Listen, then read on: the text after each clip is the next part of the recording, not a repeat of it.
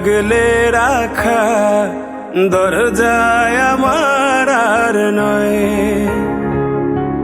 চেনা গলি ছাড়তে যে আজ লাগছে ভীষণ ভয়।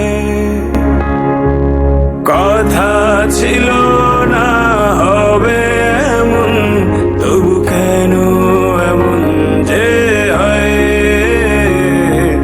হঠাৎ করে জানতে পেলাম এই শহর আমার আর নয়। এই শহর আমার আর নয়। এই শহর আমার ফিরে কি যাব আবার সেই শহরে, যেই শহরে